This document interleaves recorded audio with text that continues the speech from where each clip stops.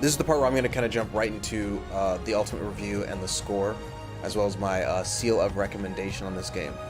So, animation and visuals, some things that I highlighted about that: the idle animation of the enemies, the idle animation of Phosphor and Phoenix, which, you know, I don't know if there's too much footage of this on my stream, but if you just leave Phoenix idle, then like Phosphor will kind of play with her, which I thought was cool.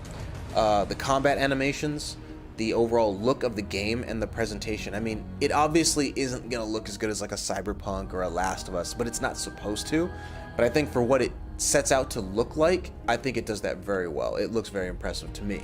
The landscape and the environments, you know, I said this when I played Witcher 3, Blood and Wine. I've become a fan of this style, and I know it's very Breath of the Wild, but I've become a fan of the games where they're open world in the sense that like you could see the entire map. And like a Breath of the Wild, because this game didn't have any level gating, the idea that you could go anywhere and there were no loading screens outside of fast travel, you know, you could see something in the distance and fly there or glide there, that was awesome. I love that, and I hope to see more games do that. I'm sure there's a lot of games I haven't played that do that, but that's now something I'm going to be kind of thinking about and looking at when I pick the next game that I play. You know, if it's a new launch $60 game, right, is like, oh, does it have that sense of like open world to the extent that like there's no loading screens? So for animation and visuals, I'm gonna get my keyboard over here. I'm going to give this, I really am leaning toward a 5, but outside of the screen blips that I kind of experienced at the very beginning, I think that I'm going to give it a 4 because I think a 5 is kind of like the highest level it can be, and I think that this game could have stood to look a little bit better, but I also feel like that's probably because of the art style they went with. But as far as everything else, I think it's very solid. I think it's very pleasing to look at. The saturation and the color and the world is just something that I couldn't stop being amazed by the entire playthrough. So I'm going to go ahead and give that a solid 4 out of 5 here. Sound. So audio effects, the sound of like when you summon a horse, you know, the sound of the weapons, the axe, the sword, directional sounds, of like especially like the gods talking in the background when you go back to the Hall of Gods, the music for like the vaults I mentioned earlier. I think I'm going to give this one, I think I'm also going to give it a solid 4 out of 5. The narrative, unfortunately, you know, I said this during my part 12, but the narrative is going to be a 3. Now, some of the points I have here about narrative, you know, I've got story. It's a pretty straightforward story. It's not a bad story. It's just, you know, it's pretty straightforward, right? I've talked about it before. The general story is that Typhon has taken over the Golden Isle. He's transformed all the gods into these other different forms of themselves, and then Phoenix, you know, shipwrecks here, and while trying to save her brother, she's going around to these different areas with Hermes, or I guess Hermes as her guide, to restore them to their former selves, so that they could then, you know, defeat Typhon and restore the Golden Isle. That's the story. It's nothing really groundbreaking, nothing really overly amazing. There were a couple twists in there. I think something that prevents this from being a 4, in my opinion. I think it's very good. I still think it's good, but something that I think prevents this from being a 4 and especially a 5 is, and I kind of griped about this in part 12, that ridiculous double twist they did at the end, where I mean, I guess I can go into it now, but the idea that I wish that she was just immortal, and N or a mortal as opposed to immortal. I wish that she was amortal, because it seemed to be a stronger idea to me if she were just immortal. Instead, they kind of did the same thing that I don't like in like Japanese storytelling, which is that they write this whole story as though the main character is this unique person. Like, what makes them special is the fact that we are following their story, not that they truly are like a god, or that, you know, their bloodline, you know, determines what they can do and stuff like that. So the way that I kind of had like rewritten it in my head is that I wish that it was just, you know, where does the twist happen? So the twist kind of happens where Lagiron turns out that he's working for Typhon, right?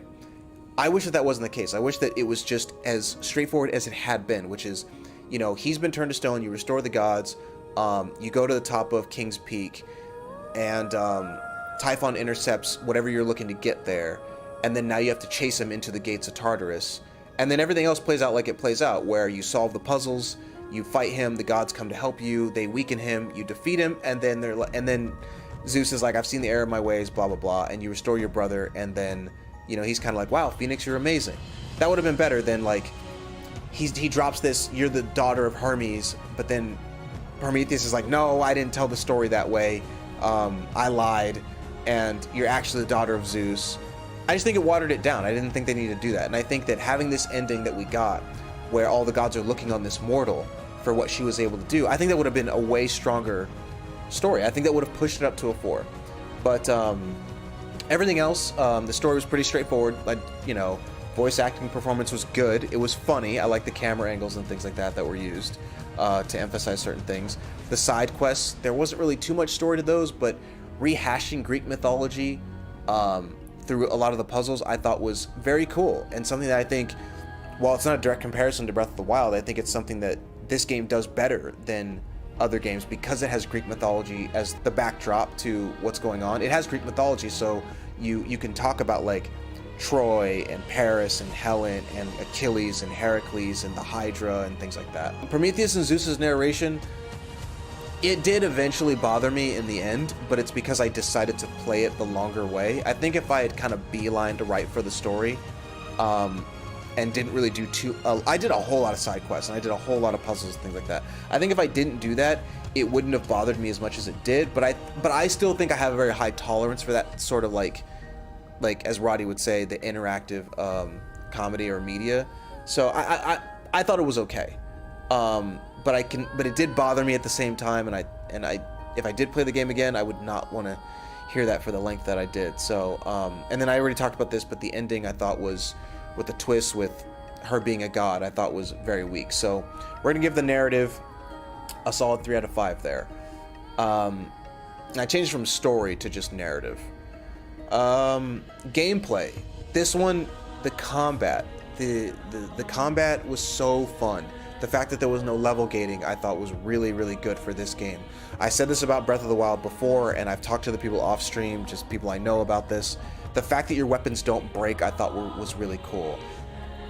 I could go on and on about the gameplay, but I'm just going to rattle these off. The combat was amazing. The mechanics were easy to understand, easy to digest, very straightforward. There was nothing really super in-depth about them. The item customization, the transmog, and being able to have things look different right out the gate. It's not like a Monster Hunter where you have to like go on a quest or like unlock it at the end of the game. You can do it right from the beginning, make Phoenix look however you want it to look at any point in the game. Things like changing her hair and things like that didn't cost any resources or currency. The puzzles, I talked about this earlier, the puzzles were kind of right at my intellectual level. I didn't think they were really... I mean, they were tricky and they challenged you, but I don't think at any point, even the level 3 difficult stuff, level 3 like difficult Typhon areas, were usually like a combat-oriented one, but not just it's level 3 and so it's like, oh man, it's super difficult.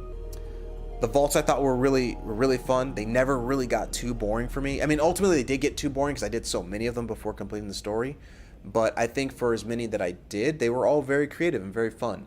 And something that I explained to other friends, I think I said this to Roddy during a real talk once, was that by the end of the game, because you're so familiar with the types of puzzles, you can kind of, you're kind of used to what you can expect. When you see a brazier or, some sort of torch, you're kind of thinking, okay, I probably need to light an arrow through here. But what I wanted to say in all that is that I feel like I never really did the same puzzle twice. There was a pinball puzzle, which I thought was really cool. During one of the dungeons I went through, there was also a tic-tac-toe puzzle towards the end. I think it was in King's Peak. I encountered a tic-tac-toe puzzle. I thought that was really surprising. It was very rare that I can remember that I did the exact same puzzle. Like, oh, I've already done this. Let me do it like this again. The pacing with like the way you learned things in the game and the way things were introduced to the character or the player, I thought was very good. And then, obviously, the amount of things that you could do in the world was very, very impressive. So, I mean, it never really felt like it was too grindy. I mean, it is grindy, but it was very selective. Like, I could just decide, okay, I'm not going to do that. I'm not going to collect any more ambrosia, or I'm not going to grind any more chests. I can just go for this other stuff. And I started doing that later, and it didn't feel like I was missing anything. It didn't feel like I needed to do it. So, gameplay is getting a solid 5 out of 5. I wish I can give it higher than that. It's 5 out of 5 with honors. Seal of recommendation, rounding this out. Yeah, I would recommend it. I said this in my impressions video.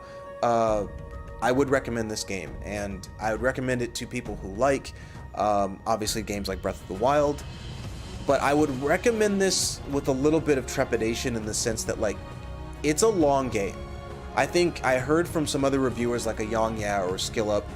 I don't think either of those reviewers beat the game. Maybe they did, and I misheard that, but I don't think they beat it. I think that they play enough of it to kind of go, okay, I can review this based on what I've gone through. I feel like I understand it at a level that I can give a solid review on.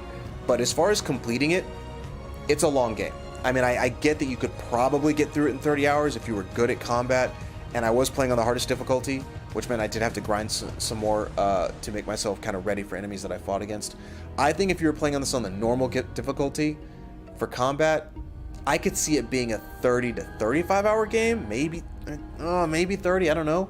But I would let people know that it's kind of long, you know. So that the two, like, tiny pieces of warning I would give to somebody is that it's a pretty lengthy game. I'd say 30 to 35 hours. And there is going to be a lot to grind and collect in the world. So if you like those things and you feel like you can look at something like Breath of the Wild and you really enjoy that, and you like doing side quests and puzzles, this is your kind of game. So we're going to say 4 for animation. We're going to say 4 for sound. We're going to do 3 for story. And then we're going to give this a 5 for gameplay. And then the 4 categories, it's a solid 4. It's a solid 4. I don't have to do any rounding up or anything like that. Yeah, 4 out of 5. With a recommendation from me. For anybody that may catch this review or this stream at a later point, thanks so much for watching. This has been a great game and a fun experience from beginning to end. So I'm out of here. Have a good one.